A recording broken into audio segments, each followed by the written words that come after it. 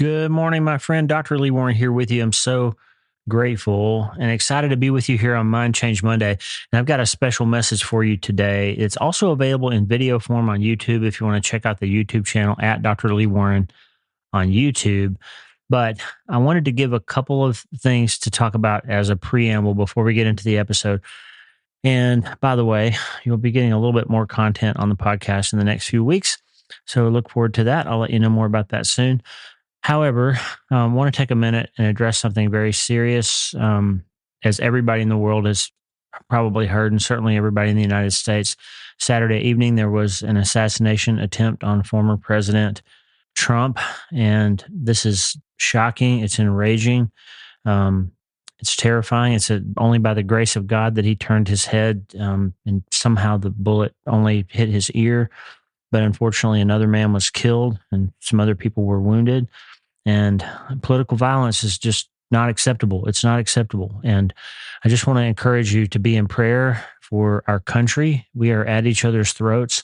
The rhetoric has got to come down. It's got to come down from both sides, but we've got to dial down the rhetoric. We pray for people, even if we disagree with them. We need to be in prayer for President Trump and his family, and sadly for the people who lost a loved one that night. We are grateful for the action of law enforcement and Secret Service agents that jumped in and did their jobs, and just want to remind you to be in prayer. We are kingdom people. Okay, if you're a Christian, your allegiance is to the kingdom of God first, not to a political party or to the left or to the right. We're not supposed to go after each other based on our politics. We're supposed to love one another, even love our enemies, Jesus said. So pray, turn down the rhetoric, vote your conscious vote, who you feel like you're supposed to vote for, but just be in prayer that our country will become united again and not divided. Remember, the last thing Jesus prayed about before he went to the cross was that we would be united. He was obviously talking about kingdom issues there, but we can't be united in the kingdom if we're tearing each other's throats out on politics. So we've got to dial down the rhetoric. We've got to stop the hate. We've got to find things that unite us rather than divide us. And I just wanted to mention that. I felt like I needed to say something, and I want to just tell you, we need to pray more. Pray first, pray more, pray longer, pray more diligently, pray for peace and healing of all the things that divide us. And pray that people can see past their politics and look at each other as human beings again, to stop being so concerned about being right all the time or who's hurt my feelings all the time. It's time for us to come together, okay? And if you would apply, I think if everybody would apply the things that we talk about here on self-brain surgery all the time, like become more resilient, become less offendable, become more emotionally stable, learn to respond with our frontal lobes instead of reacting with our fear-based amygdala. And if we can learn how to get our minds in control of our brains and our bodies, then we're not going to be so enraged when somebody says the wrong thing or wears the wrong thing or has the wrong color hair or votes the wrong way. It's time to be united, and it's definitely time to be in prayer for our country, for the world, for President Trump and his family, for the victims, for the people who lost a son who was the shooter. Those people are hurting too. So be in prayer and be prepared, because I have a feeling that this is not the end of things.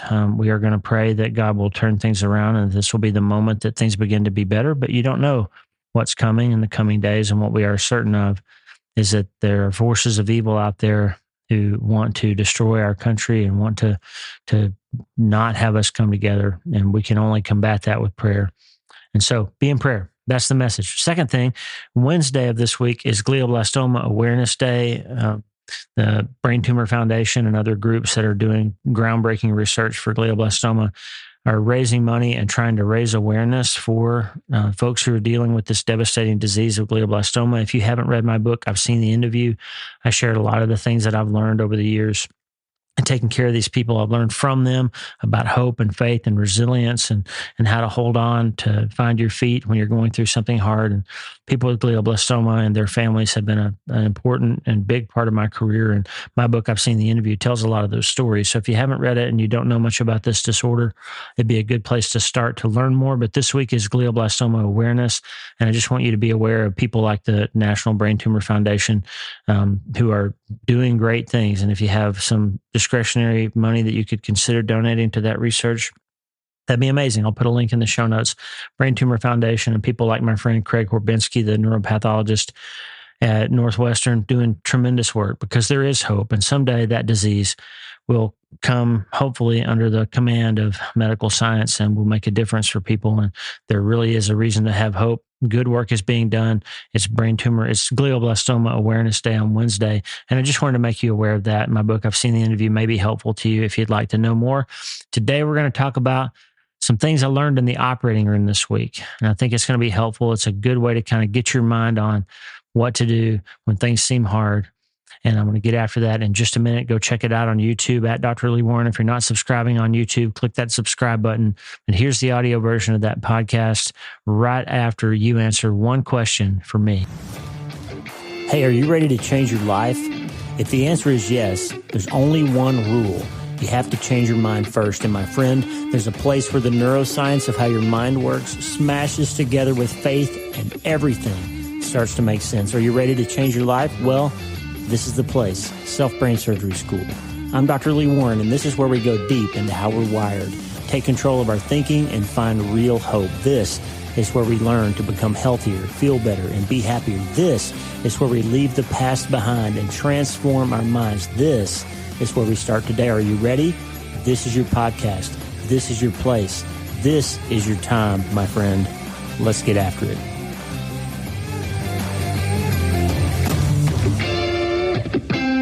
Hey friend, I'm Dr. Lee Warren. I am hopefully your favorite internet and maybe real life brain surgeon.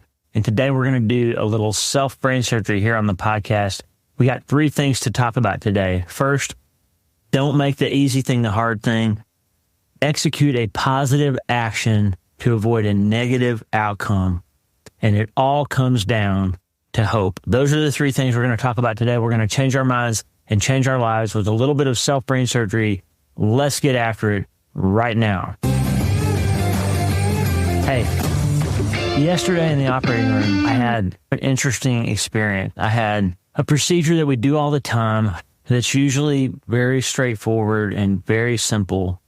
And we had a hard time with one part of the setup for that operation, the x-rays that we need to take to get the patient just lined up just right so that I can do the procedure that I need to do without any difficulty. And what we found was this particular patient's anatomy made it extremely difficult to get the x-ray right before I could go on to the procedure. And we spent probably half an hour, but normally it takes about 5 minutes. We spent probably half an hour getting the x-ray right before we could start. And I was thinking the whole time about my old professor, Peter Janetta, who constantly was saying to us, don't make an operation out of it. And that's a funny thing to say. It doesn't sound that profound, but when you're talking about complex neurosurgical operations, we literally spend 12 hours, 18 hours, 24 hours sometimes doing these big procedures, and we call them operations. And Janetta would say, don't make an operation out of it. What did he mean? We're literally doing surgery. We're literally doing operations. What did Janetta mean? What PJ meant was, don't make the easy thing the hard thing. That's the way I've liked to say it. I've come to over the years. Don't make the easy thing the hard thing. The setup for this operation is the easy thing. It's the actual surgery that's the hard thing. But we spent half an hour, and it's something that normally takes 3 to 5 minutes, and a whole procedure that usually only takes about half an hour. And we doubled the length of the whole operation because the easy thing became the hard thing. We made an operation out of it. So what Peter Janetta was saying to us is, take the things that are the small steps and make them so perfected that you're good enough at them that they don't hinder you from the big mission of getting the whole thing done in an efficient way. If you want to take an 18-hour surgery and turn it into a 9-hour surgery, get those little things that can chew up 5 minutes and make them take 2 minutes instead. Not because you're cutting corners, not because you're doing things in an inefficient way, but because you've repped them and systematized them and planned them out and perfected them so much that they don't hinder you and hold you back. When I do surgery, my scrub techs, my amazing scrub techs, Bree and Megan and Jason and Morgan and all of them, everybody who works for us, they come in there and they set that tray up with the instruments that we are most likely to use in the order that we're most likely to use them, because they know what I'm going to need. And if I say Kerrison 4 or Penfield number 3, if I call for an instrument that it's time for me to use that instrument at that moment in the operation, and they act like they've never heard of it before, and they have to go and send somebody down the hall and find the instrument and go unwrap it and pull it out and put it on the tray. That adds 3 or 4 or 5 or 10 minutes to the operation. Then we're making the easy thing the hard thing. You see where I'm going with this? We avoid that by my scrub techs getting so good at knowing what's coming next that they anticipate what I'm going to ask for, so they've got it ready so that the easy thing doesn't become the hard thing, and we're not waiting on something that we need every time, we always do, and every step that we always take, and we can't do it now because the easy thing has become the hard thing. What parts of your life can you plan differently and lay out differently so that you stop making an operation out of everything? That's so important that I made it one of the 10 commandments of self-brain surgery. Don't make an operation out of everything. And a better, simpler way to say it maybe is don't make the easy thing the hard thing. So that's a lesson that I learned from surgery this week. One really good way, my friend, to stop making the easy thing the hard thing is to take command of the first part of your day. If you find yourself continually stuck, perpetually perplexed, and running the same old plays over and over, and you find like you're always behind the 8 ball and your day never seems manageable, maybe, and this sounds a little crazy, but maybe you need to take 30 minutes and get up earlier and spend some time in quiet reflection and planning and prayer and meditation, thinking about your day in a different way and getting ahead of it. Maybe you need to stop checking your email. Maybe you need to stop checking your Instagram first thing in the morning and set your own agenda. Did you know? So even if you're not a believer, if you don't believe in God or you're not a Christian or you haven't thought about these kind of things, let me tell you something that's true from neuroscience that might shock you. It's been shown conclusively in Christians who were studied, in Buddhist monks who were studied, in meditators who aren't spiritual at all, that the practice of learning to meditate and quiet your mind and spend a few minutes, up to about 10 minutes a day for 6 weeks is how it's been really well studied, that you can expand the actual physical size of the hippocampus of your brain by about 22% by spending 10 minutes or so a day meditating. What does that mean? The hippocampus is the area of your brain that's responsible for emotional resilience, for the ability to switch from one thought process to another, to move away from that limbic fight, flight, freeze response of catastrophe and, oh my goodness, and why is this happening? I got to run away, to, hey, wait, I've dealt with this before. I can think differently about that. Getting those frontal lobes involved, that cerebral executive network, that switch happens in the hippocampus. That's why we always say, it's become almost a cliche now, but we always say you can't be anxious and grateful at the same time. It's true because in neuroscience, it's like one of those switches that they pull to change the train track from one to the other. Like you literally can't go down the track of anxiety and down the track of gratitude and thankfulness and thoughtfulness at the same time. Why? Because hippocampus switches one direction for the other. And your hippocampus gets more robust and stronger and more resilient and more wired towards the frontal lobe non-reaction but response mode when you meditate and pray. So what does that mean? It means if you take command of the morning of your day, the first part of your day, and you spend some time in quiet reflection, thinking, listening to classical music has been shown, by the way, to really help you get into that alpha state of your brain and away from that stressed out, hyper-focused beta state that we all wake up in, that your brain will calm down when you listen to some good music. I like worship music. I like to spend some time reading my Bible and praying in the morning. You can do it however you want. And whether you even want to completely despiritualize it, that's fine. The research shows that your brain becomes more resilient when you take command of your time and spend some time focusing and meditating, and whether you want to call it prayer or not, we'll talk more about that later. And I've got a whole podcast, by the way, the Spiritual Brain Surgery podcast. We talk about that kind of stuff, the spiritual side of it all the time. But just from this pure neuroscience standpoint, your brain gets more robust and more resilient and more able to make good decisions under pressure when you spend some time meditating and praying. And that's how you can stop making the easy thing the hard thing. That's how you do it. Now let's pivot. I'm going to talk about something else for a minute, and they're related. But I'm thinking about a moment in surgery yesterday when I was about to do something dangerous, okay? There was a nerve exposed, and there was a bone spur pressing in, and I needed to use a drill. The bone was too hard for a biting instrument, and I needed to use a drill. The drill's scary if you're not really talented using it, and it's scarier if you really are talented using it because you know exactly what can happen if you're not careful. But we have a 1.5 millimeter titanium drill bit that's spinning at 150,000 RPMs next to a nerve that's controlling somebody's leg or somebody's arm or the ability to do a certain thing. And I've got to use that drill right next to that nerve to drill that bone spur away. How do I do that safely? First, I have to plan to take a positive action to avoid a negative outcome.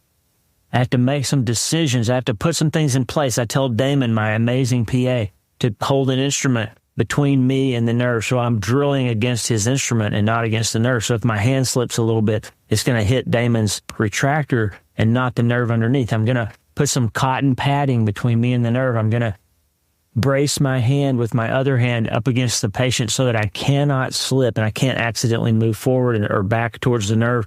I'm going to make some decisions ahead of time to make sure that I can execute that maneuver safely.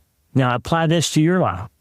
When you hear a funny noise or a sound or I get a text message from somebody that sets you off, your first thought is to go to catastrophization. Oh no, this is going to happen, and that's going to happen, and she's going to leave, and he's going to fire me, or they always overlook me, or this is never going to work out. And you immediately find yourself way down the path of this worst case scenario outcome. What happened? What happened is you didn't prepare ahead of time to take positive action to avoid a negative outcome. If you tell your mind, hey, here's what's going to happen today, and you spend that quiet time in the morning and you tell yourself, hey, here's what's going to happen. I'm going to get in a situation at some point today, and this meeting is going to try to push my buttons, or I'm going to get that phone call, and this thing I've been dreading is going to come to pass.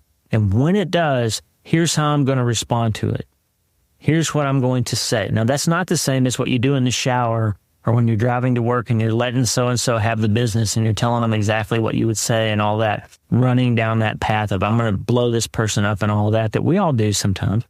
It's not the same as that. It's saying I'm going to get ahead of this operation. I'm going to think through the steps of the procedure. I'm going to think through the calendar events on my day, and I'm going to make some decisions about how I'm going to handle them with my amazing executive control frontal lobes and not with my emotion. I'm not going to let somebody lure me into an emotional decision-making mode or reaction mode because I'm going to make the easy thing work better for me. I'm not going to trip and fall into the ditch of making the easy thing the hard thing because I'm going to prepare. And the way you do that is you take positive actions to avoid a negative outcome. If you're worried that your kids aren't going to be there when you get older, they're not going to take care of you, and they're not going to love you, and they're not going to show up for you, then you need to show up for them now. If you're concerned that people aren't sending you the birthday card or people aren't calling you or nobody's noticing you, you need to notice them. Become the person who writes the card, who makes the phone call, who sends the flowers, who shows up for the birthday. Become the person who shows up at the baseball game, and guess what? Your grandkids will show up when you're sick because you showed up for them.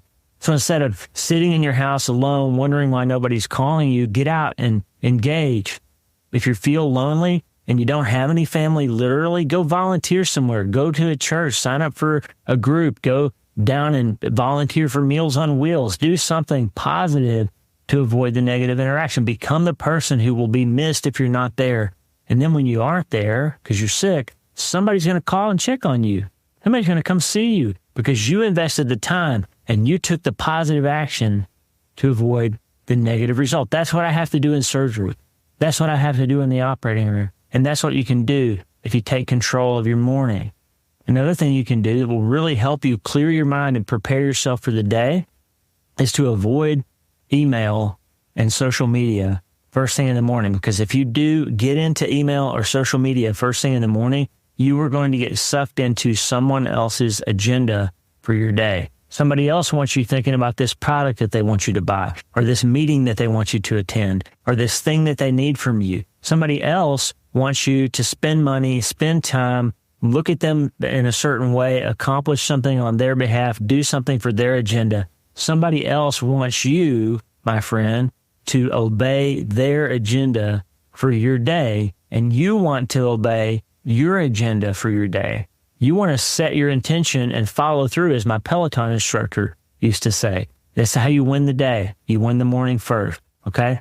Take positive actions to avoid a negative outcome, and don't make the easy thing the hard thing, and the last thing for this day, for this episode, is it all comes down to hope. There's this incredible story in the Bible. It's told in Romans chapter 4, I think in verse 16, where Paul, the apostle who's writing the book of Romans, talks about the old guy Abraham from the Old Testament. Father Abraham, right? Father of the whole nation. Okay? Abraham was an old man, and God came to him and said, you're going to be the father of a great nation. And he really said, wait, hold on a second. I'm almost 100 years old, and I don't have any children. How can I be the father of a great nation? He said, your wife's going to have a baby.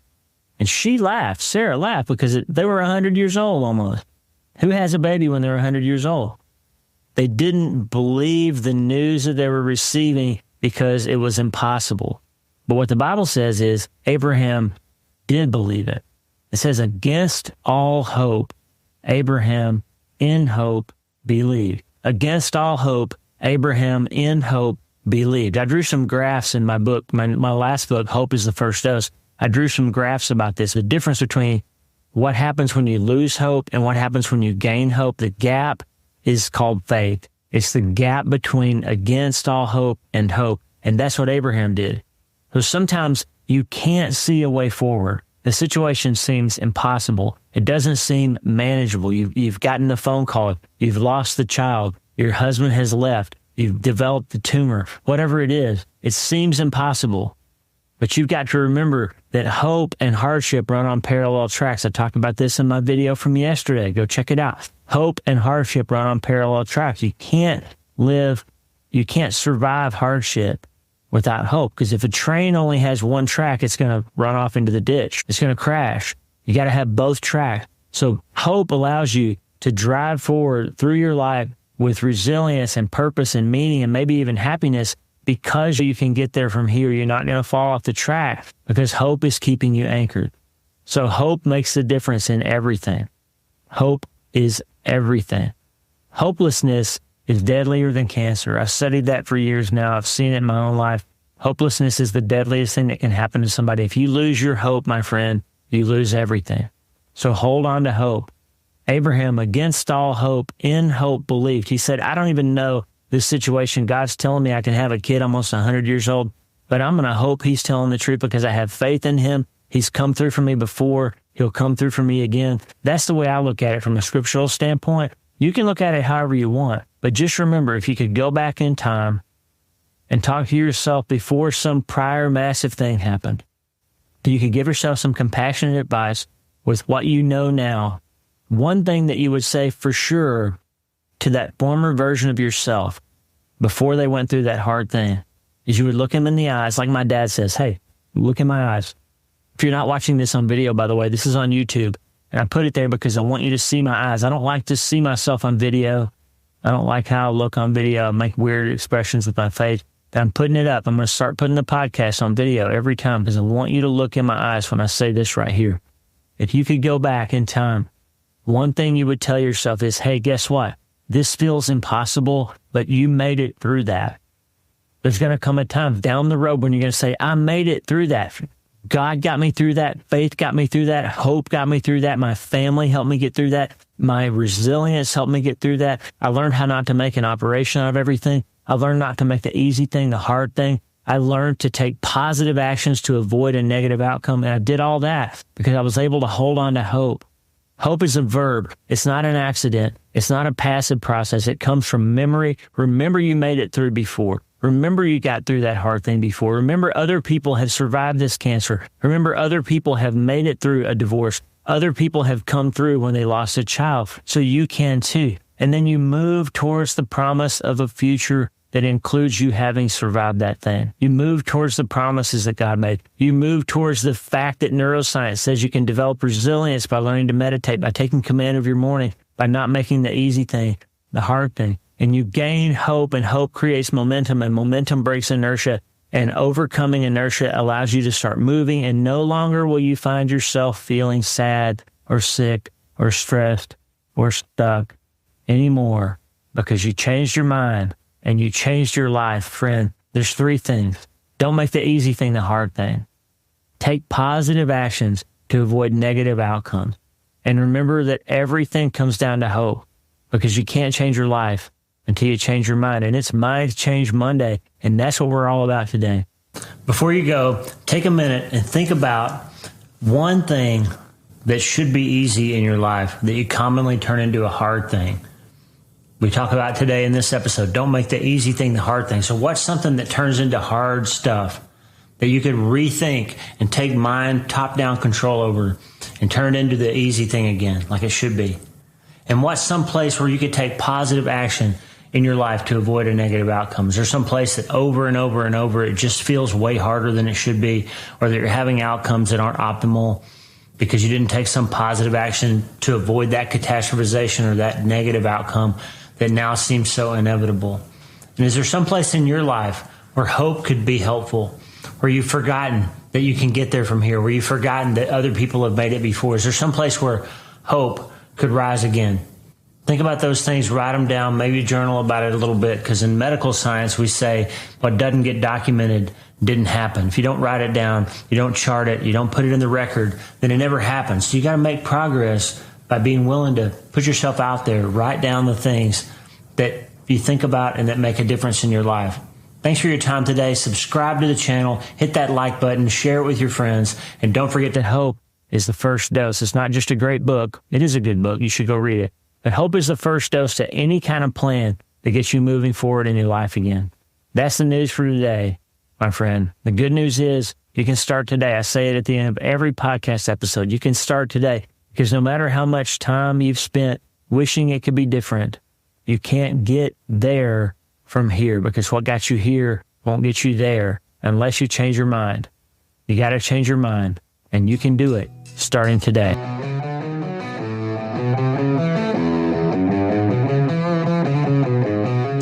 Hey, thanks for listening. The Dr. Lee Warren podcast is brought to you by my brand new book, Hope is the First Dose. It's a treatment plan for recovering from trauma, tragedy, and other massive things. It's available everywhere books are sold, and I narrated the audiobooks. Hey, the theme music for the show is Get Up by my friend Tommy Walker, available for free at TommyWalkerMinistries.org. They are supplying worship resources for worshipers all over the world to worship the Most High God. And if you're interested in learning more, check out TommyWalkerMinistries.org. If you need prayer, go to the prayer wall at wleewarrenmd.com/prayer, wleewarrenmd.com/prayer, and go to my website and sign up for the newsletter, Self-Brain Surgery, every Sunday since 2014, helping people in all 50 states and 60-plus countries around the world. I'm Dr. Lee Warren, and I'll talk to you soon. Remember, friend, you can't change your life until you change your mind. And the good news is you can start today.